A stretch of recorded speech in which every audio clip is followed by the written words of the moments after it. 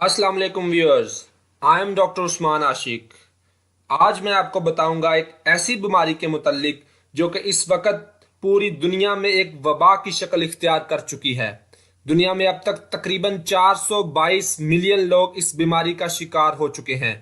क्योंकि इस बीमारी का इलाज दुनिया में अभी तक दरियाफ्त नहीं हो सका। सिर्फ मुनासिब देखभाल के जरिए आप इसको कंट्रोल कर सकते हैं, लेकिन ख़त्म नहीं किया जा सकता। इसलिए अगर एक बार मरीज को ये मर्ज लाहक हो जाए तो पूरी जिंदगी उसके साथ ही गुजारना पड़ती है। अगर मरीज को इस बीमारी की नौयत, वजूहात और एहतियाती तदाबीर मुकम्मल ज़हन नशीन करवा दी जाए तो मरीज इस बीमारी के साथ मुकम्मल तौर पर सेहतमंद और नॉर्मल जिंदगी गुजार सकता है। और अभी तक आपको अंदाजा हो गया होगा कि इस वीडियो में हम डिस्कस करने जा रहे हैं डायबिटीज, जिसे उर्दू में ज़ियाबतीज और हरफे आम में शुगर कहा जाता है। तो आइए नाजरीन स्टार्ट करते हैं। सबसे पहले हम डिस्कस करते हैं कि डायबिटीज यानी शुगर होने के इम्कानात किन लोगों में ज्यादा होते हैं। ये बात ज़हन नशीन कर लीजिए कि डायबिटीज एक बीमारी ही नहीं बल्कि ये आपके लाइफस्टाइल का नाम है। अगर आप रोजाना वर्जिश नहीं करते, पैदल चलना आपकी जिंदगी में कम से कम है, अगर आप जंक फूड यानी बर्गर, पिज्जा, शवारमा और सॉफ्ट ड्रिंक्स वगैरह के दिलदादा हैं, और उसके साथ साथ अगर आप बसियार खोरी की आदत में मुब्तला हैं और आपका वजन भी ज्यादा है, तो आपको डायबिटीज यानी शुगर होने के इम्कानात बहुत ज्यादा हैं।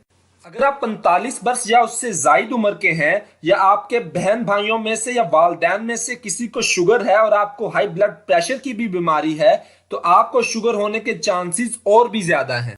व्यूअर्स, अब मैं आपको बताऊंगा कि जो खुराक हम खाते हैं वो अंदर जाकर हमें कैसे एनर्जी देती है और इस चीज का शुगर के साथ क्या ताल्लुक है। क्योंकि ये वीडियो आम आवाम के लिए बनाई जा रही है, इसलिए मेरी कोशिश होगी कि मेडिकल टर्म्स और डिटेल्स को ओमिट करके इंतहाई सादा और आसान अल्फाज में बयान किया जाए। हम जब खुराक खाते हैं तो इस खुराक का बहुत बड़ा हिस्सा ग्लूकोज में कन्वर्ट होता है।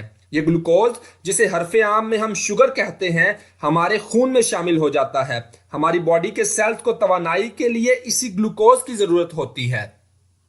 हमारे जिस्म के अंदर मैदे के पीछे एक गदूद यानी ग्लैंड होता है, जिसे लबलबा यानी पैंक्रियाज कहते हैं। पैंक्रियाज के अंदर कुछ सेल्स होते हैं जिनको बीटा सेल्स कहते हैं। ये सेल्स एक हार्मोन खारिज करते हैं जिसे इंसुलिन कहा जाता है।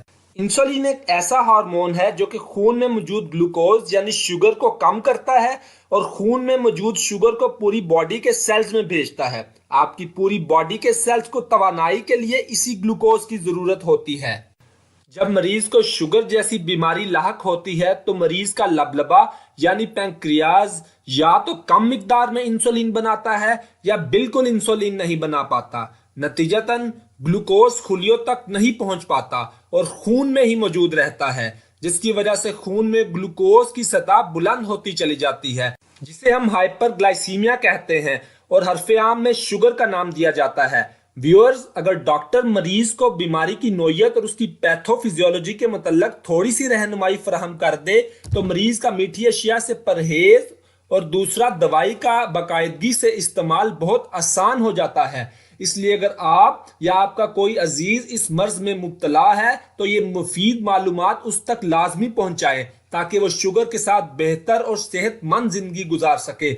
हमारे चैनल को सब्सक्राइब करें और इस वीडियो को शेयर करके इस माशरे को सेहतमंद माशरा बनाने में अपना किरदार अदा करें। अपना और अपने चाहने वालों का बहुत ख्याल रखिएगा। अल्लाह हाफिज।